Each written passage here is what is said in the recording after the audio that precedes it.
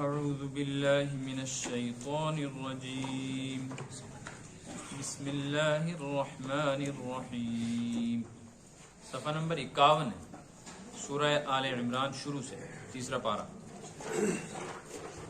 بسم اللہ الرحمن الرحیم. الف لام میم اللہ لا الہ الا هو الحی القیوم نزل عليك الكتاب بالحق مصدقا لما بين يديه وأنزل التوراة والإنجيل من قبل هدى للناس وأنزل الفرقان إن الذين كفروا بآيات الله لهم عذاب شديد والله عزيز ذو انتقام. إن الله لا يخفى عليه شيء في الأرض ولا في السماء هو الذي يصوركم في الأرحام كيف يشاء لا إله إلا هو العزيز الحكيم. هو الذي أنزل عليك الكتاب منه آيات محكمات هن الكتاب وأخر متشابهات فأما الذين في قلوبهم زيغ فيتبعون ما تشابه منه ابتغاء الفتنة وابتغاء تأويله وما يعلم تأويله إلا الله والراسخون في العلم يقولون آمنا به كل من عند ربنا وما يذكر إلا أولو الألباب. ربنا لا تزغ قلوبنا بعد إذ هديتنا وهب لنا من لدنك رحمة إنك أنت الوهاب. ربنا إنك جامع الناس ليوم لا ريب فيه إن الله لا يخلف الميعاد. صدق الله العلي العظيم وصدق رسوله النبي الكريم.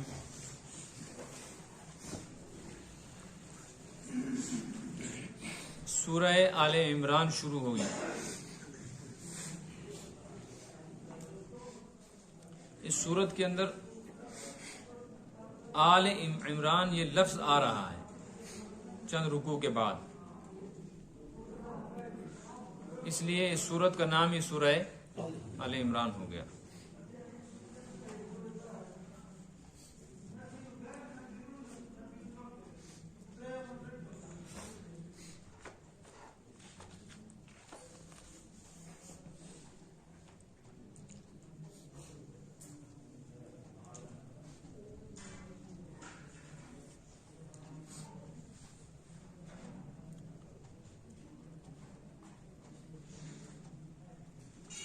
صفحہ نمبر 55 پہ دیکھیں، 2 ورق پلٹ کے،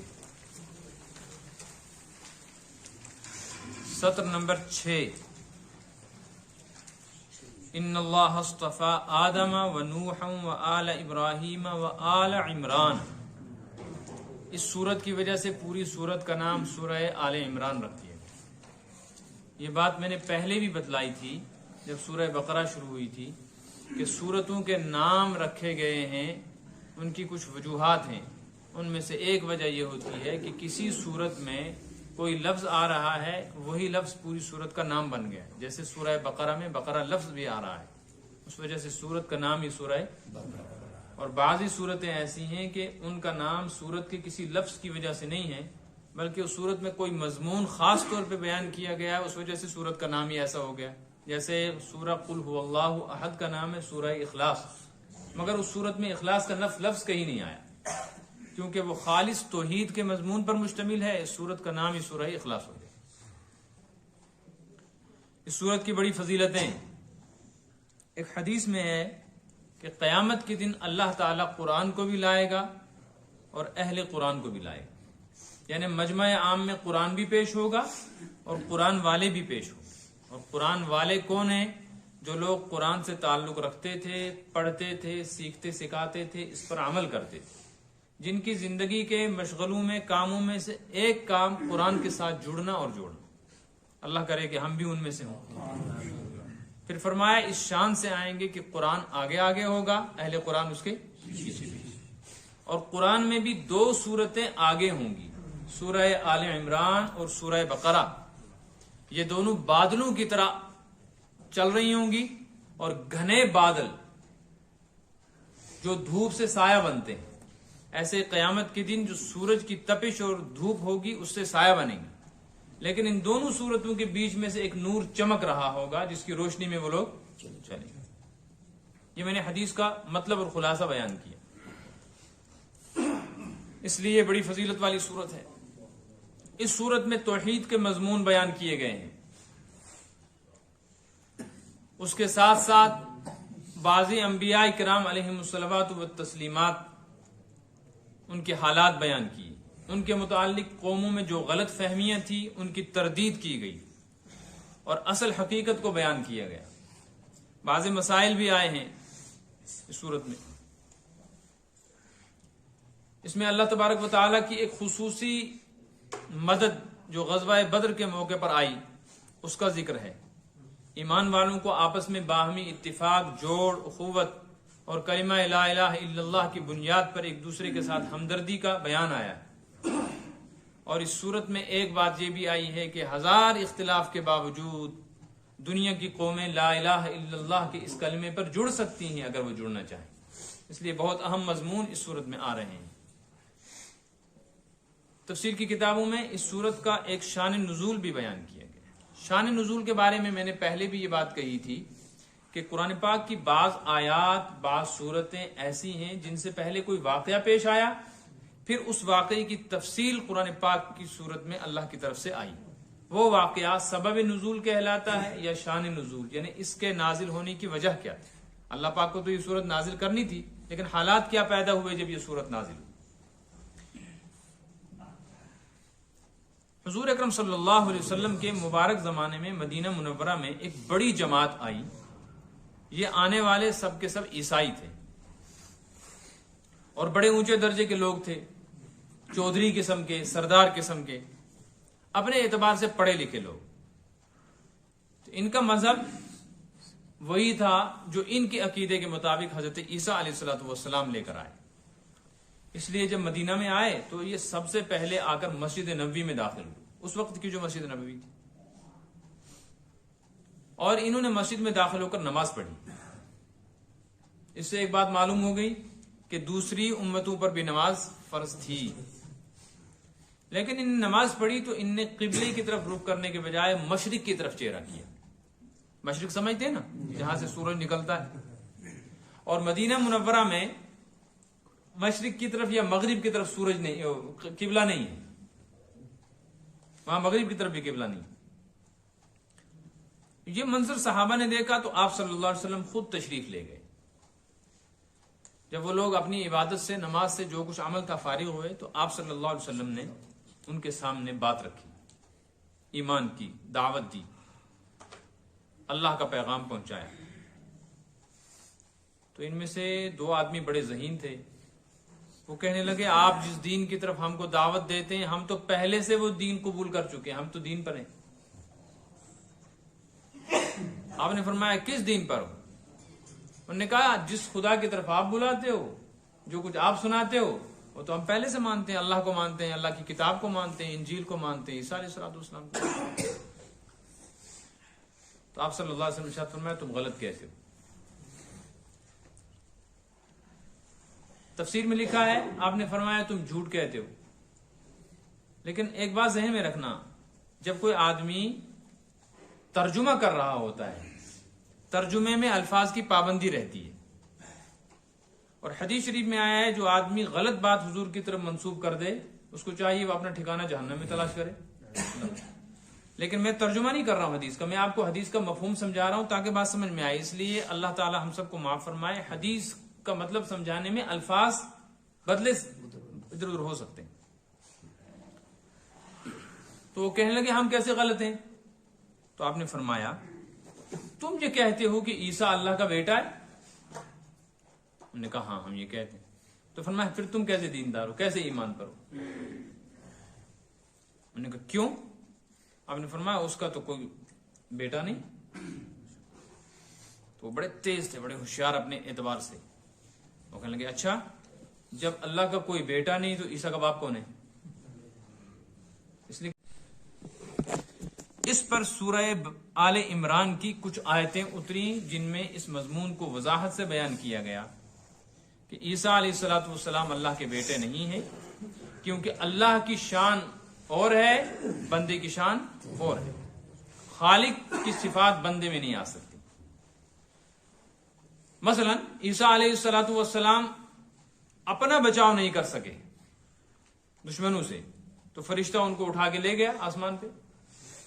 اگر وہ خدا ہوتے، خدا کے بیٹے ہوتے، تو ان پہ حملہ کون کرتا؟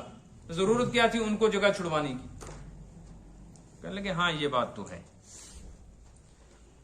اس پر آیات نازل ہوئیں۔ اب ان آیتوں کا ترجمہ دیکھتے جائیں کہ اللہ تبارک و تعالیٰ نے کیسے ان کے اس نظریے کا رد کیا اور کس طریقے سے اللہ تبارک و تعالیٰ نے اپنی توحید اور اپنی صفات کو بیان کیا۔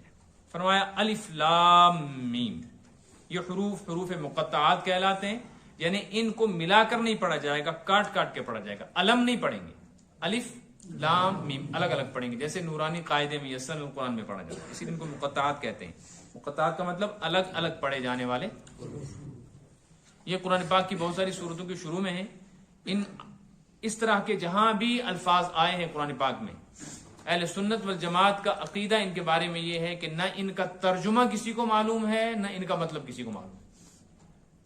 البتہ یہ اللہ کا کلام ہے اور قرآن پاک کا حصہ ہے، یہ حق ہے۔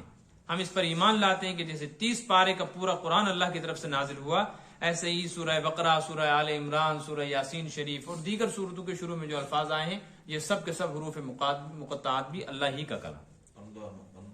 اللہ تعالیٰ نے ان کو کیوں نازل کیا پھر جب ان کا ترجمہ معلوم نہیں، ان کا کوئی مطلب معلوم نہیں؟ اس کے بہت سارے جوابات میں سے ایک جواب سب سے اچھا ہے اور آسان ہے، وہ یہ ہے کہ قرآن جس ماحول میں اترا تھا وہ سارے عربی زبان کے ماہر تھے، ان کو کہتے ہیں فصحا اور بلغاء عرب، یعنی اس کے ماہر، عربی لٹریچر کے ماہر تھے۔ وہ اتنے ماہر کہ اس کے بعد اتنے ماہر کبھی پیدا نہیں ہوئے، اس سے پہلے بھی اتنے ماہر کبھی پیدا نہیں ہوئے۔ اس لیے جب یہ قرآن کی آیتیں نازل ہوئیں تو ان کو سب سمجھ میں آ رہا تھا ان کا مطلب کیا ہے۔ جو ایمان لا رہا تھا اس کے سامنے پھر ایک نئے ایمان کا مطالبہ تھا کہ جو تم کو سمجھ میں آ گیا اس پر تو تم ایمان لے آئے، اس میں کچھ آیتیں ایسی ہیں جن کا مطلب اور ترجمہ تم سمجھ نہیں سکتے، تم اس پر ایمان لاتے ہو کہ نہیں؟ صاحب نے کہا ہم اس پر بھی ایمان لاتے ہیں۔ گویا یہ ایمان کا امتحان ہے کہ علماء کہاں جا کر ان کی بات سمجھ میں نہ آئے تب بھی اپنے علم کو آگے چلا کر غلط چلت مطلب نہیں نکالیں گے، اللہ تعالیٰ کے حکم کے سامنے سر جھکا دیں گے۔ اس سے ایک بات تو معلوم ہو گئی کہ ایمان کے مطالبے میں یہ ضروری نہیں ہے کہ ایمانیات سے متعلق ہر بحث کسی کو سمجھ میں آئے۔ جتنی بات سمجھ میں آ جائے اس کو سمجھ کر، اور جو باتیں سمجھ میں نہ آئے اسے نبی پاک صلی اللہ علیہ وسلم کی خبر پر یقین کرتے ہوئے تسلیم کرتے ہیں کہ ہاں یہ ایمان کا حصہ ہے، اس کو ماننا ہے۔ اسی لیے اس میں لکھا گیا ہے تفسیر کی کتابوں میں، اس طرح کی جہاں بھی آئی ہے کوئی لفظ آیا ہے، اللہ اعلم بمرادہ بذالک، اللہ ہی جانتا ہے کہ اس کا مطلب اور معنی کیا ہے۔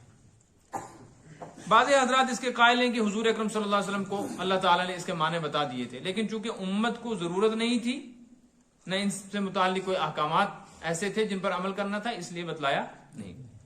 ممکن ہے حضور کو بھی نہ بتایا گیا ہو تو قیامت کے دن سب کا سب سامنے آ جائے گا۔ تو شروعات ہی کی ہے توحید کے کلمے سے، فرمایا اللہ لا الہ الا هو الحی القیوم۔ آیت الکرسی کے شروع میں بھی یہی الفاظ آئے اور وہاں اس کی تفسیر ہو چکی۔ اللہ ایسی ذات ہے جس کے سوا کوئی بندگی اور عبادت کے لائق نہیں، الحی، وہ زندہ ہے۔ زندہ تو ہم بھی ہیں، پھر فرق کیا ہوا؟ حی کہتے ہیں اس زندہ کو جس کو موت کا خطرہ ہی نہ ہو، موت کبھی اس پر طاری نہ ہو سکتی، جس کو زندگی ملی نہ ہو بلکہ وہ اپنی ذات سے زندہ ہو، کوئی زمانہ ایسا نہ ہو کہ اس کا وجود نہ رہا ہو، اور کوئی زمانہ ایسا نہیں آ سکتا کہ وہ باقی نہ رہے، اس کو کہتے ہیں حی۔ اس لیے باقی کسی کو حی نہیں کہیں، یہ نام کسی کا رکھنا جائز نہیں ہے، اسی وجہ سے جب رکھیں گے تو عبد لگانا پڑے گا، عبد الحی، خالی حی صاحب کسی کو کہنا حرام۔ القیوم، قیوم کہتے ہیں اس ذات کو جس کے حکم سے ساری کائنات تھمی ہوئی ہے۔ ہم اپنے وجود کو باقی رکھنے میں کسی نہ کسی چیز کے محتاج ہیں، مثلا زمین چاہیے جہاں ہم بیٹھے رہیں، کھڑے ہوں، چلیں، सहारा चाहिए जिस सहारे के बलबूते पर हम टेक लगाएं। दुनिया के कामों में मदद चाहिए, बीमार को दवा चाहिए, सोने वाले को बिस्तर चाहिए, गर्मी में पंखा चाहिए, सर्दी में कांगड़ी चाहिए, भूख प्यास में खाना पीना चाहिए, तब हमारा वजूद बाकी रहेगा। अल्लाह की जात कय्यूम है, उसको किसी चीज की जरूरत नहीं है, ना जमीन की, ना जगह की, ना आसमान की, ना खाने पीने की, ना बिस्तर की, ना बीवी बच्चे की। अलबत्ता बाकी पूरी कायनात का जर्रा जर्रा उसके हुक्म से ठहरा हुआ है। जब वो हुक्म करेगा खत्म हो जाओ तो आनंद फानंद सब मिट मिटा। इसलिए ये मसला भी हल हो गया कि आसमान किस चीज पे अटका हुआ है, सूरज किस चीज पे रुका हुआ है। किसी चीज पे रुका नहीं, उसने कह दिया रुको तो बस रुक गया। उसका कहना ही किसी चीज को एक जगह पर जमा देता है, रुका देता है। कश्मीर में यह नाम लिया जाता है, यहां मेरे ज़हन में आ गया, कुयूम साहब। क्या? काफ का पेश पढ़ते हैं, कुयूम साहब। नाम होता है अब्दुल कय्यूम, कहते हैं कुयूम साहब। हमारे एक साथी हैं, उनसे कहा था, हमने पूछा था कि यहां कश्मीर में लोग कहते हैं कुयूम साहब, जबकि नाम रखना जायज अब्दुल कय्यूम कहना चाहिए। वो कहने लगे सब जायज है, क्योंकि कश्मीर में कय्यूम साहब कहते नहीं, कुयूम साहब कहते हैं। कुयूम अल्लाह का नाम भी, यानी जो नाम है ना उसको भी बिगाड़ते हैं। एक तो अब्द काट दिया, फिर अगर कय्यूम कहते तो कहते हैं हाँ जी इसने जुर्म किया, तो ये कय्यूम कहते ही नहीं, तो कुयूम साहब कहते हैं। कुयूम तो कोई लफ्ज ही नहीं है अरबी का, इसलिए जो चाहे कहें, तो नामों को भी बिगाड़ना नहीं चाहिए। अब मजमून शुरू हो गया आगे। ये जो मजमून आगे शुरू हुआ ये तालीफ कल्ब का मजमून है। तालीफ कल्ब का मतलब है दिल को नरमाना। चूंकि बहस मुबाहिसा हो गया था ना, तो इस बात का खतरा था कि शोर शगब और हंगामा हो, इसलिए सबसे पहली ऐसी आयतें नाजिल हुई जिसमें उनको दावत दी गई कि जिस दीन की तुम बात करते हो, जिस नबी की तुम बात करते हो, जिस किताब की तुम बात करते हो, ये पैगंबर कोई नई बात नहीं कहता, ये उसी तुम्हारे दीन की तस्दीक कर रहा है कि वो सच्चा था। अब सवाल ये है कि जब वो सच्चा था, उनकी किताब सच्ची थी, तो फिर अब सच्चे की मौजूदगी में एक नई चीज की क्या जरूरत पड़ी? उसका जवाब ये है कि सच्चे का मतलब ये उसका हर मजमून सच्चा है। उसमें ये भी है कि आखिरी नबी की बात को मानना पड़ेगा, तो तुम तो उसको नहीं मान रहे हो, जबकि ये बात हमारा अल्लाह का कलाम हमारा नबी मान रहा है। तो तुम्हारे मुकाबले में तो हजरत ईसा को मानने के सिलसिले में और तौरात और इंजील को मानने के सिलसिले में सहाबा आगे बढ़ गए हैं, इसलिए कि पूरी किताब को तस्लीम करते हैं। तुम तो मनमानी की चंद चीजें मान रहे हो, तुम कैसे दीन पर? फरमाया नज़्ज़ला अलैकल किताब, अल्लाह ने ए नबी आप पर किताब नाजिल की। यहां अल किताब से क्या मुराद है? ये आपको मैंने बताया था, अल आया इसके ऊपर, किताब खास। और बिल हक, ये किताब हक पर मबनी है, यानी इसमें कोई शक व शुबा नहीं, इसने नहीं ये अपनी तरफ से बनाई, ये तो अल्लाह ही ने नाजिल की है, बरहक अल्लाह की किताब। इसकी सिफत यह है मुसद्दिक़न लिमा बैन यदैहि, ये अपने से पहले जो कुछ नाजिल हुआ है उसकी तस्दीक कर रही है। पिछली उम्मतों में जो अल्लाह के अहकामात आए, जो नबी आए, उन पर जो छोटी बड़ी किताबें नाजिल हुई जिनका नाम अब मालूम नहीं, उनको कहा जाता है सुहुफ, सुहुफ समावी, आसमानी किताबचे। जैसे रिवायत में आता है हजरत इब्राहिम पर 100 किताबें नाजिल हुई, छोटी छोटी रिसालों की शक्ल में, कहाँ गई अल्लाह जानता है। उनमें वाज वगैरह थे, यानी नसीहत की बातें थी। अलबत्ता 4 बड़ी किताबें, फिर आगे उनकी तफसील है। वअंज़ल तौरा, और अल्लाह ताला ने तौरात नाजिल की हजरत मूसा अलैहिस्सलाम, वल इंजील, और इंजील नाजिल की हजरत। लिहाजा ए ईसाइयों, तुम जिस दीन की बात करते हो, जिस इंजील की बात करते हो, ये अल्लाह ने नाजिल की, कुरान इसको मान रहा है, और तुम इसको नहीं मानते इसलिए कि इस इंजील में लिखा है कि आखिरी नबी आएगा, उसकी किताब होगी, उस पर ईमान लाना चाहिए, तुम तो नहीं ला रहे हो। फिर तुम अपने दीन पर कैसे हो? मिन कबलू, ये पहले नाजिल हो चुकी हैं इस कुरान से, तौरात इंजील ज़बूर पहले नाजिल। हुदल लिन्नास, और उनका मजमून लोगों की हिदायत पर मबनी था, उनमें जो मजमून था वो हिदायत का था, और तुम हिदायत के रास्ते पर अब हो नहीं। वअंज़ल फुरकान, और अल्लाह ने फुरकान नाजिल की। फुरकान से क्या मुराद है? इनको थोड़ा सा हरकत दें। फुरकान का, इनके सोने की वजह से सब इनकी तरफ मुतवज्जह हो गए।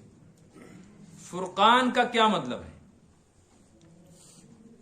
बाज़ उलमा फरमाते फुरकान का मतलब कुरान ही है, कि अल्लाह ताला ने कुरान नाजिल किया, ये किताब फारिक बैनल हक़ वल बातिल, हक और बातिल में फर्क करने वाली। असली ईसाई कौन है, नकली ईसाई कौन है, इसको बताई। ईमान क्या है, कुफ्र क्या है, इसके दरमियान में ये किताब फर्क है। इंसाफ क्या है, जुल्म क्या है, ये बताई। नंबर 1। बाज़ हज़रात फरमाते हैं कि ये कुरान जो है, ये अल्लाह ताला ने नाजिल किया, ये किताब फारिक बैनल हक़ वल बातिल, हक और बातिल में फर्क करने वाली। असली ईसाई कौन है, नकली ईसाई कौन है, इसको बताई। ईमान क्या है, कुफ्र क्या है, जुल्म क्या है, ये बताई। इंसाफ क्या है, जुल्म क्या है, ये बताई। नंबर 1। کہ اللہ تعالیٰ نے آسمانی کتابوں کا ذکر کیا تو اس میں سب سے پہلے فرمایا نزل علیک الکتاب. دیکھیے نا آیت قرآن میں نزل علیک الکتاب، ہم نے کتاب نازل کی. اس سے کون سی کتاب مراد ہے؟ قرآن کا تو ذکر ہو گیا. پھر آگے فرمایا وانزل التوراۃ، تورات نازل کی، والانجیل، اور لیکن زبور کا تو کوئی ذکر نہیں آیا. الفرقان کا مطلب ہے اور زبور اتاری. بات سمجھ میں آئی؟ یعنی چاروں آسمانی کتابوں کا نام لے لیا. زبور کا نام لینے کے بجائے قرآن نے اس کا نام یہاں کیا لیا ہے؟ الفرقان. اس کی بہت ساری وجوہات ہیں. پھر الفرقان کیوں کہا، زبور کیوں نہیں کہا؟ اس کی وجہ یہ ہے کہ زبور کا ماننے والا اس وقت کوئی تھا ہی نہیں. زبور کے نسخے بھی موجود نہیں تھے. اس لیے اگر زبور کا اصلی نام لے بھی لیا جاتا تو کہاں تلاش کر کے لاتے؟ بس یہ بتا دیا الفرقان پہ ال آیا ہے، ایک مخصوص کتاب جو اسی طرح حق اور باطل میں فرق کرنے والی تھی. مراد اس سے زبور مناسب. لہذا تم میں اور ایمان والوں میں بہت مناسبت ہے کہ مشرک نہیں مانتا، تم تو مانتے ہو اللہ کو، عیسیٰ کو، آخرت کو، لہذا اس کو بھی مان دو. پھر فرمایا ان الذین کفروا بآیات اللہ. اب انجام بتلایا کافروں کا کہ اگر نہیں مانو گے تو پھر انجام یہ ہے جو بھی اللہ کی آیتوں یعنی احکامات کا انکار کرے گا لہم عذاب شدید، اس کے لیے سخت عذاب. سخت عذاب سے مراد ہے آخرت کا عذاب، اس لیے کہ دنیا کا کوئی عذاب، دنیا کی کوئی تکلیف اور کوئی سزا سخت نہیں آخرت کے مقابلے. قرآن جہاں بھی عذاب شدید کہتا ہے نا تو اس سے مراد ہوتا ہے آخرت کا عذاب. اس لیے کہ قرآن کی نظر میں، قرآن کی نگاہ میں دنیا کی کوئی تکلیف عذاب شدید نہیں. اب اگر کوئی آدمی، اس سے سوچو، اب اگر کوئی آدمی دنیا کا بدترین بدقسمت انسان ہے جو ہر تکلیف میں مبتلا ہے اور انتہا درجے کی تکلیف، ظلم و ستم کی چکی میں پس رہا ہے اور ہزار طرح کی بیماریوں میں مبتلا ہے، فقر و فاقے میں مبتلا ہے، ذلت و رسوائی میں مبتلا ہے، یہ ساری تکلیفیں مل کے بھی قیامت کی تکلیف کا، ادنا تکلیف کا مقابلہ. یہی وجہ ہے کہ ایک روایت سے یہ معلوم ہوتا ہے کہ جہنمی جہنم میں جب آگ میں ڈال دیے جائیں گے، اس آگ کی تپش کی وجہ سے ان کے جسم ایسے جل جائیں گے اور وہ اس طرح چیخیں چلائیں گے کہ اگر وہاں سے نکال کر ان کو دنیا کی جلتی ہوئی آگ میں ڈال دیا تو سو جائیں گے. کیونکہ دنیا کی آگ ان کو جہنم کی آگ کے مقابلے میں ایک باغیچہ لگے گا، بستر لگے گا، اس سے 70 گنا زیادہ. اور بعضی روایت سے، بعضی کتابوں سے معلوم ہوتا ہے 70,000 گنا زیادہ گرم ہے جہنم کی آگ.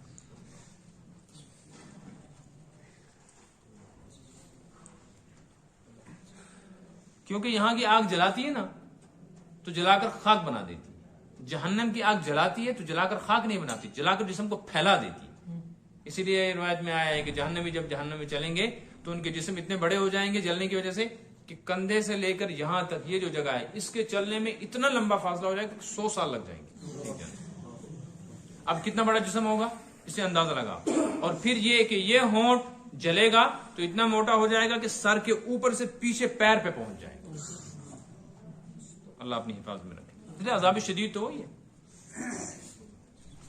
واللہ عزیز ذو انتقام. اب سوال یہ تھا کہ اگر اللہ کا عذاب شدید ہے تو ہماری اپروچ بھی بڑی ہے، بچ جائیں گے، سفارشیں کروا لیں گے، رشوت دے دیں گے، یا بھاگ جائیں گے، کہاں پکڑے گا؟ فرمایا اللہ عزیز، اللہ بڑے زبردست ہیں اور اس کا مجرم بھاگ نہیں سکتا، بھاگ نہیں سکتا. تو پھر کیا کہتے ہیں؟ منت سماجت کر لیں گے اور کہیں گے خدایا معافی دے دے، آپ رحم آ جائے گا، خدا جو غفور و رحیم کر دے نا، تو وہاں روئیں شوئیں گے اور معاف ہو جائے. فرمایا ذو انتقام، آخرت میں اللہ منتقم ہے، اللہ بدلہ لے گا، وہ اپنے مجرم کو چھوڑنے والا نہیں. اور یہاں بدلے سے مراد ہے کافر سے بدلہ لینا، مومن سے نہیں. مومن سے بدلہ نہیں لیا جائے گا. مومن کی جو غلطیاں ہیں، جو جرائم ہوں گے، توبہ ہوئے تو معاف ہو گئے، اور بغیر توبہ کے ہوں گے تو ان کا علاج ہوگا، ان کو سزا نہیں ہوگی. یعنی 2 آدمیوں میں سے ایک کو ہسپتال میں لے گئے اور ڈاکٹر نے اس کا چیر پھاڑ کے آپریشن کر دیا، پٹی وٹی باندھ کے بیڈ پہ ڈال دیا، ہے نا، قابل رحم ہے. اور دوسرا وہ ہے جس کو پولیس والے پکڑ کے لے گئے، ہاتھ پیر توڑ دیے اور ہاتھ پیر توڑ کے وہاں تھانے میں لاک اپ میں ڈال دیا. تو دونوں میں فرق ہے کہ نہیں؟ تو مسلمان کی وہاں جو پٹائی ہوگی، اللہ بچائے، وہ ایسی ہوگی جیسے ڈاکٹر کرتے ہیں، رحم ہوگا اس میں. ان اللہ لا يخفى علیہ شیء فی الارض ولا فی السماء. اللہ تعالیٰ کی ذات ایسی ہے کہ اس پہ کوئی چیز پوشیدہ نہیں ہے، کوئی چیز چھپ نہیں سکتی. تو مجرم کہاں چھپے گا؟ اور اس کا مطلب اللہ تعالیٰ سے کوئی چیز چھپی ہوئی نہ ظاہر میں نہ باطن میں، لہٰذا ظاہر میں اگر کوئی آدمی دعویٰ کر لے نیکی کا، ایمان کا، لیکن اندر خباثت شرارت چھپی ہو کفر کی، تو اللہ سے چھپ نہیں سکتی۔ فی الارض ولا فی السماء، نہ آسمان میں۔ سوال یہ ہے آسمان و زمین کا ذکر کیوں کیا جبکہ کائنات تو بہت بڑی ہے؟ اس کا جواب مفسرین نے لکھا ہے چونکہ انسان کی نظر دو ہی جگہ جاتی ہے، اوپر کی طرف آسمان ہے، تو نیچے کی طرف زمین۔ ہمیں یہی دو چیزیں سمجھ میں آئیں گی نا، باقی مخلوقات تو ہمیں نظر نہیں آتی، اس لیے ہماری نظر جہاں تک ہے ذکر اس کا کر دیا، لیکن یہی مطلب نہیں ہے کہ اللہ کے سامنے زمین و آسمان کھلے ہوئے ہیں۔ جیسے یہ زمین و آسمان سامنے ہو کر بھی ہم سے پوشیدہ ہیں، ہم چھت کے اوپر نہیں دیکھ سکتے کیا؟ دیوار کے پیچھے نہیں دیکھ سکتے کیا؟ زمین کے فرش کے نیچے نہیں دیکھ سکتے کیا؟ اور تھوڑا سا فاصلہ ہو جائے، کچھ بھی سامنے آڑ نہ ہو، تو فاصلے سے ویسی بھی چیز نظر نہیں آتی۔ تو ہمارے سامنے جو چیز ہے ہمیں یہ نظر نہیں آتی، اللہ تبارک و تعالیٰ کے سامنے کوئی ایسی چیز نہیں جو آڑ بن سکے۔ زمین یا آسمان اور اس کے درمیان میں جو کچھ ہے اور اس کے ورے پرے جو کچھ ہے آس پاس، دنیا اور آخرت اور برزخ، اللہ کے سامنے سب کھلا ہوا ہے۔ اور یہ چیز حضرت عیسیٰ کے سامنے نہیں تھی، ان کو تو ایسا سب کچھ نظر نہیں آتا تھا، پھر عیسیٰ کیسے خدا کے بیٹے ہو سکتے ہیں کہ اللہ کو تو سب کچھ معلوم ہو، اس کے سامنے سب کچھ کھلا ہو، اور حضرت عیسیٰ کو سب کچھ معلوم نہیں تھا۔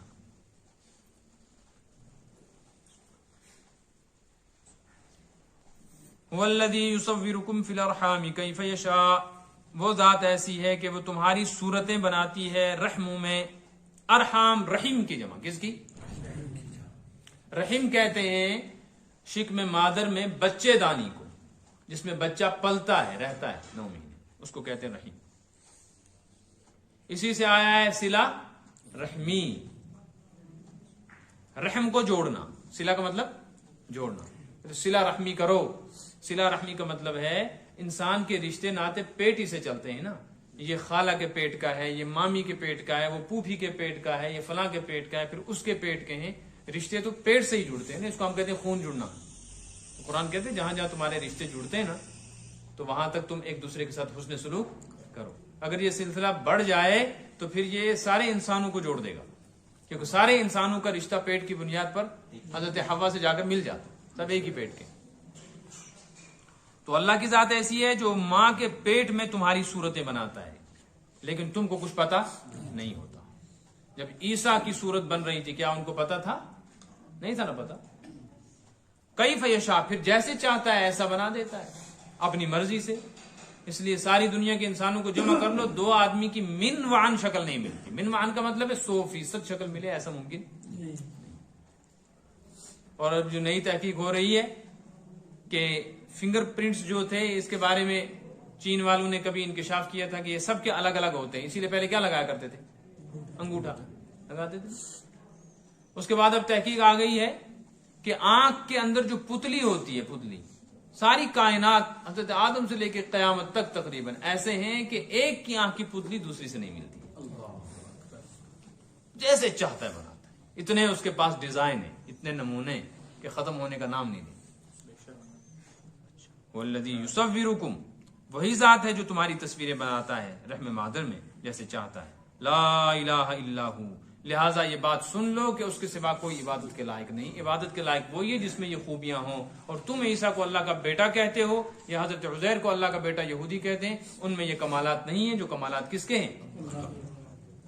هو العزیز، وہ بڑا زبردست ہے، الحکیم، حکمت والا ہے۔ یہاں میرے ذہن میں ایک بات آئی، یہاں الحکیم کا مطلب شاید یہ ہو سکتا ہے، شاید کہ پھر ایسا تم دیکھو گے کہ بعض مرتبہ کسی کو اللہ نے بہت علم دیا ہے، عوام کے مقابلے میں خواص کو، جاہل کے مقابلے میں عالم کو، عامی کے مقابلے میں اولیاء اللہ کو، اور پھر چلتے چلتے انبیاء پر پہنچو گے تو انبیاء کا علم تو بہت ہے۔ پھر یہ کیسے آ گیا؟ فرمایا الحکیم، میری حکمت ہے، میں کس کو کم دیتا ہوں، کس کو زیادہ دیتا ہوں۔ اگر میں نے کسی کو زیادہ علم دے دیا تو وہ میرا دیا ہوا ہے، میری حکمت کی وجہ سے ہے، اس میں کوئی حکمت ہے، تم اس کو اس کے علم کی وجہ سے خدا نہیں مان سکتے، اس لیے کہ سب کچھ ہونے کے باوجود آسمان و زمین کی ہر چیز میرے بندوں کے سامنے کھلی ہوئی نہیں ہے، صرف اللہ ہی کے سامنے۔ لہٰذا جیسے کمالات اللہ کے ہیں، ان کمالات کی بنیاد پر اللہ کو ہی معبود برحق سمجھنا چاہیے، اس کا کسی کو شریک نہیں ٹھہرانا چاہیے۔ والذی انزل علیک الکتاب منہ آیات محکمات ہن ام الکتاب واخر متشابہات، یہ جو آیت ہے اس آیت کا پہلے آپ ترجمہ سن لیں. والذی انزل، وہ ذات ایسی ہے جس نے نازل کیا علیک الکتاب، اے نبی آپ پر کتاب کو یعنی قرآن.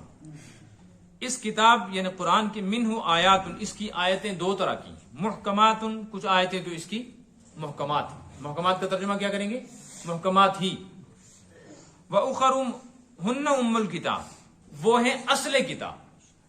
اصل کتاب کا حصہ، اصل کتاب کا مطلب ہے محکم کا مطلب بندوں کی ضرورت کے مضامین جن میں آئے. وَأُخَرُ متشابہات، اور کچھ آیتیں اس کی متشابہات ہیں، کچھ آیتیں محکمات ہیں، کچھ آیتیں متشابہات. فَأَمَّا الَّذِينَ فِي قُلُوبِهِمْ زَيْغٌ، جن لوگوں کے دلوں میں ٹیڑھا پن، کجی، فساد اور گڑبڑ ہوتی ہے، خرابی ہوتی ہے، فَيَتَّبِعُونَ مَا تَشَابَهَ مِنْهُ، وہ اس کے پیچھے لگے رہتے ہیں کہ قرآن کی جن آیتوں کا تعلق متشابہات سے ہے، ابتغاء الفتنہ، ان کے ذریعے سے فتنہ پھیلائیں، ان کے معنی بیان کریں. جب ان کے صحیح معنی معلوم نہیں ہوتے تو اپنی طرف سے معنی بیان کر کے امت میں فتنہ پیدا کریں. وابتغاء تاویلی، اور غلط سلط مطلب بیان کریں تاکہ لوگ ہمیں مولانا صاحب، سکالر صاحب ہے نا، اور ریسرچ کرنے والا یہ سمجھے، محقق مانے. اللہ فرماتے ہیں وما یعلم تأویلہ الا اللہ، ان کی حقیقی مراد اللہ کے ہاں کیا ہے اللہ کے سوا کوئی نہیں جانتا. والراسخون فی العلم، کچھ جانتے ہیں تو وہ علماء جانتے ہیں جن کو علم کی مضبوطی حاصل، علم میں رسوخ اور کمال حاصل، عام آدمی نہیں، جن کو علم کا کمال حاصل. وما یعلم تأویلہ الا اللہ، اس کے حقیقی معنی اللہ کے سوا کوئی نہیں جانتے. والراسخون فی العلم، اور راسخین فی العلم جانتے. ایک مطلب تو یہ ہوا. تأویلہ الا اللہ کے بعد آپ دیکھو چھوٹی سی میم بنی ہوئی ہے، بنی ہے، دیکھ رہے ہیں نا آپ، اس کو کہتے ہیں علامت وقف. جہاں پر میم بنی ہوتی ہے اس کا مطلب ہوتا ہے وقف لازم، یہاں ہر حال میں رکنا ہے، ملا کر نہیں پڑھ سکتے. تأویلہ الا اللہ والراسخون نہیں پڑھ سکتے ورنہ معنی بدل جائیں گے. ہاں دو. اب اگر یہاں رکنا ضروری ہے تو اس کا مطلب ہے پہلا مضمون ختم ہو گیا، نیا مضمون شروع ہو رہا ہے.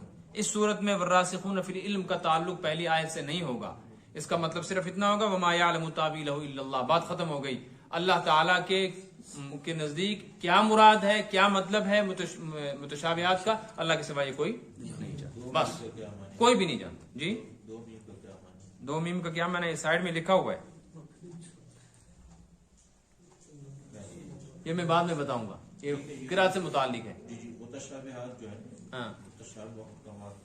ہاں یہ ابھی آئے، میں تو ترجمہ کرا رہا ہوں ابھی، یہ میں اس لیے ترجمہ کرا رہا ہوں تاکہ بات سمجھ میں آئے. اب دوسری صورت والراسخون فی العلم یقولون آمنا بہ کل من عند ربنا، یہ مستقل ایک الگ مضمون ہو گیا پھر. اور جن کو اللہ تعالیٰ نے علم کا کمال عطا فرمایا ہے وہ تو یہ کہتے ہیں آمنا بہ، ہم تو ان پر ایمان لے آئے چاہے ہمیں مطلب سمجھ میں آئے. کل من عند ربنا، سب اللہ کی طرف سے، آیات محکمات بھی، آیات متشابہات بھی. اب سمجھیں آیات محکمات کس کو کہتے ہیں، آیات متشابہات کس کو کہتے ہیں. یہ ایک بہت بڑا مضمون ہے اور اس پر مستقل کتابیں لکھی گئی ہیں، سینکڑوں ہزاروں صفحات. اس لیے اس کی حقیقت کو سمجھنے کے لیے بڑے بڑے علماء کے پاس جانا، وقت لگانا، تب جا کے کچھ پلے پڑتا ہے. لیکن چونکہ تفسیر میں یہ آیت آ گئی ہے اس لیے میں اس کے تھوڑے سے معنی بیان کر دوں تاکہ ہمیں پتہ چل جائے آیات متشابہات کس کو کہتے ہیں، آیات محکمات کس کو کہتے ہیں. محکم منے مضبوط، الفاظ یاد رکھنا، محکم منے مضبوط، اور متشابہ منے شبہ والا، جس میں شبہ. قرآن کی کچھ آیتیں محکم ہیں، مضبوط ہیں، کچھ شبہ والی ہیں. شبہ کا مطلب نہیں ہے کہ اس میں شک ہے، شبہ کا مطلب ہے ان کے معنی کے بارے میں شبہ ہے، کوئی حتمی فیصلہ نہیں کر سکتا کہ یہی معنی ہے. ان کے بہت سارے معنی نکلتے ہیں لیکن کوئی کہے کہ جو میں سمجھا ہوں یہی صحیح ہے، یہ غلط ہے. اب جب شبہ ہے تو صحیح علم کس کو ہے اس کا، اسی نے نازل کی. یہ بات سمجھ میں آئی نا.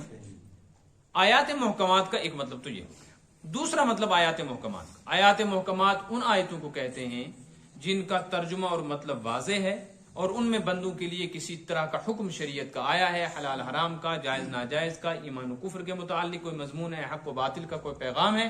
تو اس اعتبار سے ان آیتوں میں مضمون صاف ہیں، ان کا مضمون سمجھ میں آ جاتا ہے اور ان کے معنی متعین ہیں. ان کو کہتے ہیں آیات.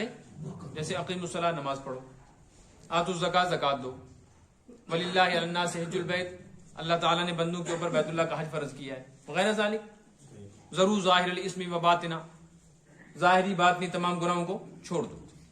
پورا قرآن جو ہے اکثر قرآن پاک کا حصہ آیات محکمات پر مشتمل. قرآن پاک کی کچھ آیتیں ایسی ہیں جن کا ترجمہ معلوم ہے، پڑھا بھی جاتا ہے، ترجمہ بھی اس کا صاف ہے، اس میں کوئی شک و شبہ نہیں. لیکن یہاں پر یہ ترجمہ جو ہم کر رہے ہیں اس سے جو مطلب نکل رہا ہے، مطلب بھی یہی ہے یا مطلب کچھ اور ہے، یہ متعین کرنا جرم ہے. متعین نہیں ہو سکتا. متعین کون کرے گا جبکہ خود مشتبہ ہے، اس کے بارے میں کوئی دلیل بھی موجود. اب اس کو آپ مثال سے سمجھیں. اللہ پاک فرماتے ہیں بل یداہ مبسوطتان، اللہ کے دونوں ہاتھ کھلے ہوئے. یداہ عربی زبان میں ید کو کہتے ہیں، یدا میں نے دو ہاتھ، یداہ اس کے دونوں ہاتھ. یہ ترجمہ اس کا یہی ہے، یداہ اس کے دونوں. مبسوط کہتے ہیں کھلے ہوئے کو، مبسوطتان میں نے کھلے ہوئے ہیں دونوں. تو یداہ مبسوطتان کا مطلب ہے ہاتھ کھلے ہوئے ہیں. ہاتھ سمجھتے ہیں نا سب، کھلنا بھی سمجھتے ہیں. کھلنے کا مطلب ہے ہاتھ، کھلنے کا مطلب ہے ہاتھ کھلے ہوئے. سمجھ آ گئی؟ یہ ہے اس کا لفظی ترجمہ. لیکن جہاں یہ آیت آئی ہوئی ہے وہاں مراد ہے اس کی اللہ کی ذات. مراد کون ہے؟ اللہ اپنا کہہ رہا ہے بل یداہ مبسوطتان، میرے دونوں ید مبسوط ہیں. اب اگر ہم ترجمہ جو کر رہے ہیں یہی مراد بھی لے لیں تو جرم ہو جائے گا، کیونکہ ہاتھ کے لیے کیا ضروری ہے؟ بازو، بازو کے لیے جسم، جسم کے لیے جگہ، جگہ کے لیے ہاتھ، آگے پیچھے دائیں بائیں اوپر. یہ چیز کسی جگہ پہ ہوگی نا، اوپر نیچے ہوگا. اس کا چہرہ اور پشت، اور یہ تمام چیزیں ایسی ہیں جو اللہ کے لیے ناجائز ہیں. اللہ ان چیزوں سے پاک و صاف ہے. بات سمجھ میں آ رہی ہے؟ ید اللہ فوق ایدیہم، اللہ کا ہاتھ ان کے ہاتھ پر ہے. ید کے معنی ہاتھ. تو اب اگر اللہ کا ہاتھ ان کے ہاتھ کے اوپر ہے تو اللہ کا ہاتھ پھر کہاں، کیسا؟ ایسے آیا وجاء ربک والملک صفا صفا، قیامت میں جاء ربک، تیرا رب آئے گا اس حالت میں، ملک صفا صفا، فرشتے سب باندھ کر کھڑے ہوں گے. جاء کا ترجمہ ہے آنا. آنا سب سمجھتے ہیں نا، آنا کس کو کہتے ہیں؟ آنے کو. آنے کا سب پتا ہے کہ آنے کی صورت کیا ہوتی ہے. آنے کا مطلب ہوتا ہے جو آدمی آ رہا ہے وہ اپنی جگہ چھوڑ کر ادھر آ رہا ہے. اگر یہی اللہ کے لیے مراد لے لیں تو الیاذ باللہ پھر اس کا مطلب یہ ہے کہ اللہ پہلے کہیں بیٹھا ہوا تھا، قیامت کے دن میدان حشر میں آئے گا. تو جب وہ میدان حشر میں آئے گا تو جس جگہ بیٹھا تھا وہ جگہ خالی ہوئی کہ نہیں ہوئی؟ بات سمجھ میں آ رہی ہے نا. اس لیے ان آیات کو آیات متشابہات کہتے ہیں کہ ایسے موقع پر جا کر یوں کہہ دو کہ اللہ تبارک و تعالیٰ نے یہ فرمایا ہے، لیکن اللہ کے ہاتھ کا کیا مطلب ہے، ہاتھ کھلنے کا کیا مطلب ہے، یہ ہمیں معلوم نہ. ہم اس میں پڑھیں گے نہ، اس پر ہمارا اس پہ بحث مباحثے کرنے کا کوئی فائدہ نہ. قیامت کے دن پوچھا جائے گا تم نے ایسا کیوں نہیں کیا، معنی کیوں نہیں سمجھے. بس ہمارا عقیدہ. بات سمجھ میں آ گئی؟ تو اس لیے آیات متشابہات کا یہ معنی جو میں نے بیان کیے یہ شاید آپ کی سمجھ میں آ گیا ہوگا کہ وہ آیتیں ان پر ایمان لانا ضروری ہے کہ یہ حق ہے، اللہ کا کلام ہے.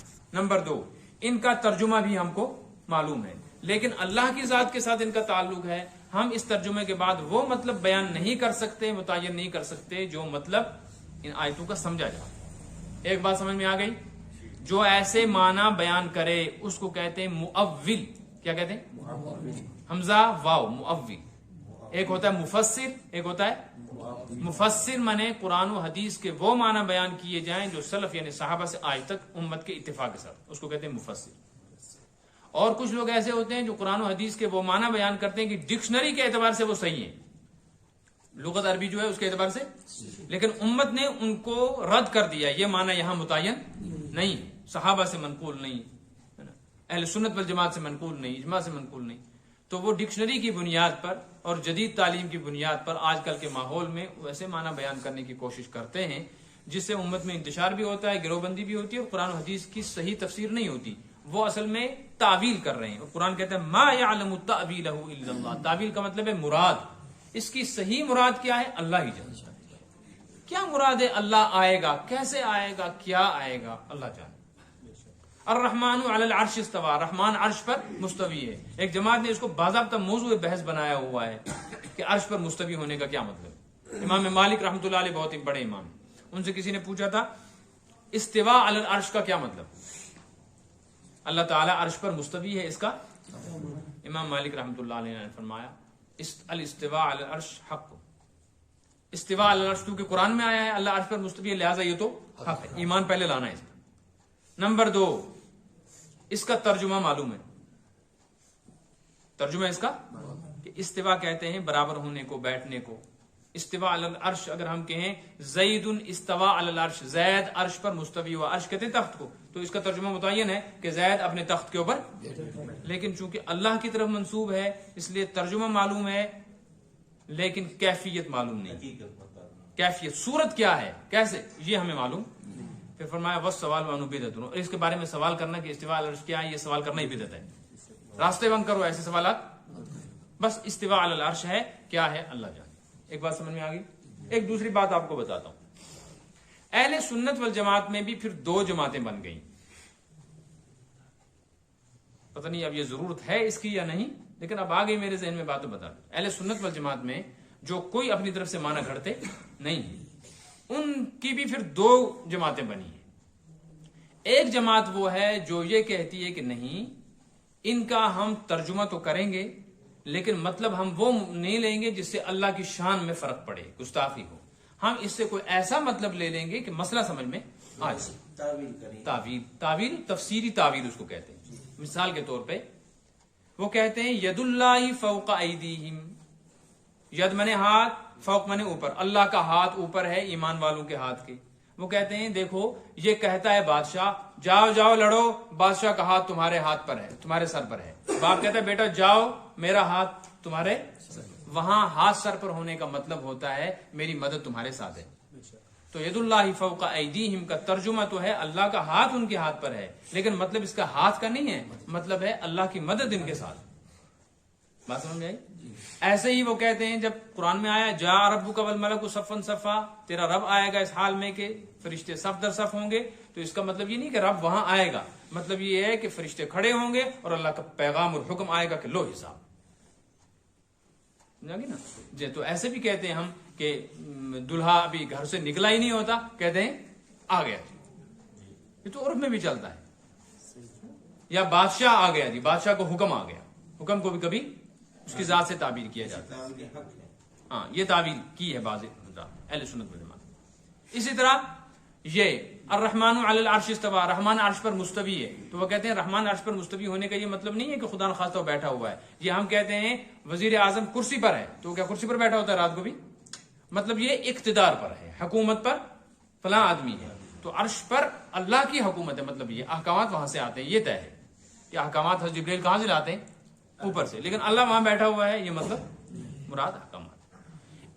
بات سمجھ میں آئی نا؟ ایک دوسری جماعت ہے، ان کو کہتے ہیں فرقہ اسلام، وہ کہتے ہیں توبہ توبہ توبہ. یہ بھی مت کرو، بلکہ ترجمہ ہی ایسا مت کرو.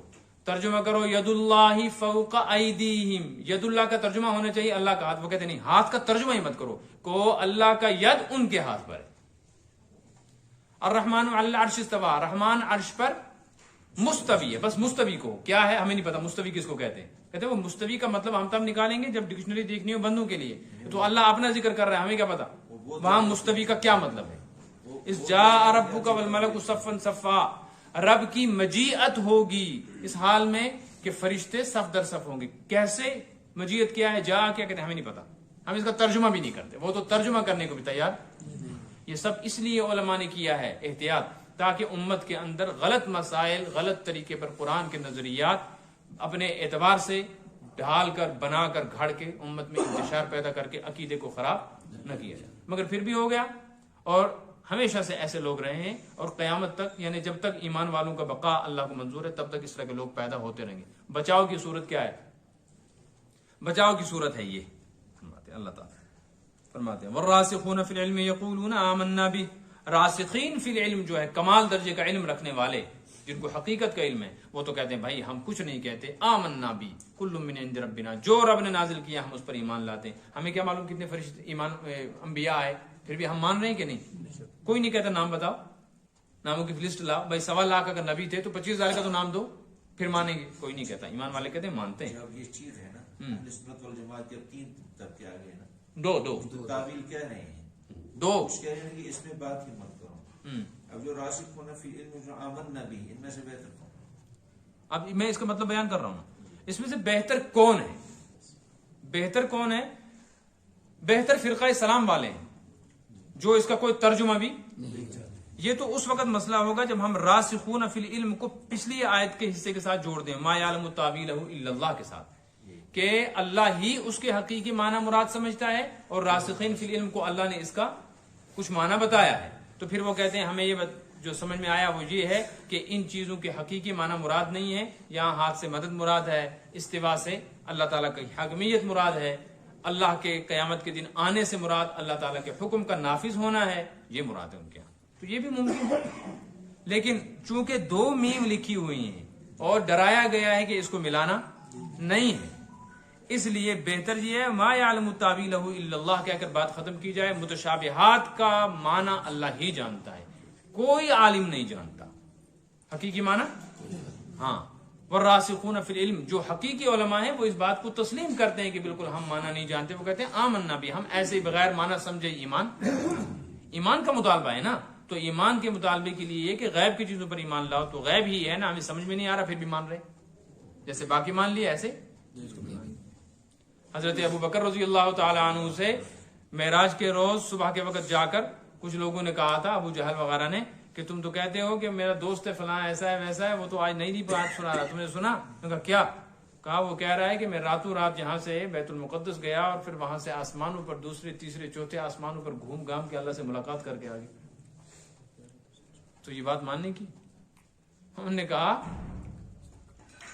ہم تو اس سے بھی بڑی بات کو مان چکے ہیں، وہ ہمارے درمیان میں بیٹھ کر کہتا ہے فرشتہ نازل ہو رہا ہے، مجھے یہ سنا رہا ہے، ہمیں نظر نہیں آتا، ہم پھر بھی مانتے ہیں، تو یہ کون سی بات ہے؟ رات کو تو آدمی جا سکتا ہے، رات کا سفر بتا رہے ہیں نا، ہم تو اس سے بڑی بات مان چکے ہیں کہ مجلس میں بیٹھا ہوا کہتا ہے کہ میرے اوپر فرشتہ نازل ہو رہا ہے اور اب یہ حکم دیا، نہ کوئی حرکت ہے نہ کچھ ہے، فرشتہ آ کر چلا جاتا ہے، ہمیں نظر نہیں آتا، ہم کہتے ہیں آمن، ہم اس پر بھی ایمان۔ وما يذكر الا اولو الالباب، لیکن نصیحت تو صرف عقل مند ہی حاصل کرتے ہیں، بے وقوف لوگ کبھی بھی نصیحت حاصل، بے وقوف تو کچھ نہ کچھ معنی گھڑتے ہی رہتے ہیں، اپنی عاقبت بھی خراب کرتے ہیں، دوسروں کی عاقبت بھی خراب۔ بس الف لام میم، اللہ لا الہ الا هو الحی القیوم، اللہ کی ذات پاک ایسی ہے کہ اس کے سوا کوئی عبادت کے لائق نہیں، وہ حی ہے، اپنی ذات سے ہمیشہ ہمیشہ کے لیے زندہ ہے، القیوم سب اسی کی وجہ سے قائم دائم ہے۔ نزل علیک الکتاب بالحق، نبی آپ پر اللہ نے کتاب برحق نازل کی ہے، مصدقا لما بین یدیہ، جو اپنے سے پہلی شریعتوں کی تصدیق کر رہی ہے کہ وہ سچی تھیں، وانزل التوراۃ والانجیل، اور اللہ نے تورات اور انجیل کو نازل کیا، من قبل ھدی للناس، جو اس قرآن سے پہلے لوگوں کی ہدایت کے لیے آئی تھی، اس سے معلوم ہو وہ اس سے پہلے آئی تھی، اب آنے والی نہیں ہیں، ورنہ قرآن یہ بھی کہتا کہ اس کے بعد بھی کچھ کتابیں، اس سے معلوم ہوا کہ نبوت کا کوئی بھی مدعی سچا نہیں ہو سکتا، جھوٹا ہے، اس لیے مرزا قادیانی بھی جھوٹا، اس کے ماننے والے بھی۔ وانزل الفرقان، اور اللہ نے فرقان نازل کی، فرقان کا معنی مطلب بدلا دیے، یا تو اسے زبور مراد ہے یا پھر قرآن ہی کی تفسیر ہے کہ قرآن حق و باطل میں فرق کر رہا ہے۔ پھر بھی جو لوگ کفر کرنے والے ہیں اللہ کی آیتوں کے ساتھ یعنی انکار کرتے ہیں، ان کے لیے عذاب ہے بڑا سخت، واللہ عزیز ذو انتقام، اللہ بڑے زبردست طاقت والے ہیں اور بدلہ لینے والے ہیں۔ ان اللہ لا يخفى علیہ شیء فی الارض ولا فی السماء، اللہ تعالیٰ کی ذات کے سامنے کوئی چیز پوشیدہ نہیں ہے، نہ آسمانوں میں نہ زمینوں میں، یعنی کوئی بھی چیز آسمان زمین اور اس کے آس پاس بھی کوئی چیز ایسی نہیں ہے جو پوشیدہ ہو۔ والذی یصورکم فی الارحام کیف یشاء، وہ ذات ایسی ہے جو تمہاری صورتیں بناتی ہے ماں کے رحم میں جیسے بھی چاہتی ہے۔ لا الہ الا هو العزیز الحکیم، اس کے سوا کوئی عبادت کے لائق نہیں، وہ بڑا زبردست ہے، حکمت والا ہے، اپنی حکمت کی وجہ سے انبیاء کو اور علماء کو علم عطا کرتا رہتا ہے، لیکن ان کا علم اس درجے کا نہیں ہے کہ ان کے علم کی وجہ سے ان کو معبود مان لیا جائے، ان کا علم تو عطا ہی ہے، اللہ عطا فرماتا ہے۔ والذی انزل علیک الکتاب، اللہ کی ذات پاک نے تمہارے اے نبی آپ پر کتاب نازل کی، منہ آیات محکمات، جس کی کچھ آیتیں محکمات ہیں، ہن ام الکتاب، اصل مقصد کتاب کا وہی ہے، ام الکتاب کا مطلب ہے یعنی احکام پر عمل کا مطالبہ انہی آیتوں سے، آیات پر عمل انہی پر ہوگا۔ وَأُخَرُ متشابہات، کچھ دوسری آیتیں متشابہات ہیں جن پر عمل کا مطالبہ نہیں ہے، بس ایمان کا مطالبہ ہے۔ فَأَمَّا الَّذِينَ فِي قُلُوبِهِمْ زَيْغٌ، جن لوگوں کے دلوں کے اندر کجی اور فساد ہے، فَيَتَّبِعُونَ مَا تَشَابَهَ مِنْهُ ابْتِغَاءَ الْفِتْنَةِ وَابْتِغَاءَ تَأْوِيلِهِ، وہ پیچھے پڑے رہتے ہیں متشابہ آیات کے فتنہ پھیلانے کے لیے، وابتغاء تأویلہ، اور غلط سلب مطلب بیان کرنے کے لیے، وما يعلم تأویلہ الا اللہ، حالانکہ ان کے صحیح معنی اور مراد اللہ کے سوا کوئی جانتا ہی نہیں۔ والراسخون فی العلم یقولون آمنا بہ، جن کو اللہ تعالیٰ نے علم کامل دیا ہے وہ تو یہ کہتے رہتے ہیں کہ ہم اس پر بھی ایمان لائے، کل من عند ربنا، سب اللہ کی طرف سے ہے، متشابہ بھی اور محکم بھی، جو ہماری سمجھ میں آئے وہ بھی، جو سمجھ میں نہ آئے وہ بھی۔ وما یذکر الا اولو الالباب، لیکن نصیحت تو صرف عقل والے ہی حاصل کرتے ہیں. اس سے معلوم ہوا یہ جن کو دنیا سکالر کہہ رہی ہے سارے کے سارے کیا ہیں؟ بے وقوف. قرآن کہہ رہا ہے سارے بے وقوف. دنیا بے وقوفوں کے پیچھے پڑی. اللهم تقبل منا اللهم انصرنا في امورنا وارحمنا بالقران العظيم. اللهم اجعل القران ربيع قلوبنا وجلاء احزاننا وذهاب همومنا وهمومنا ونور ابصارنا. اللهم نور قلوبنا بالقران وزين اخلاقنا بالقران. اللهم احينا بالقران وتوفنا بالقران واحشرنا مع القران يا ذا الجلال والاكرام برحمتك يا رب.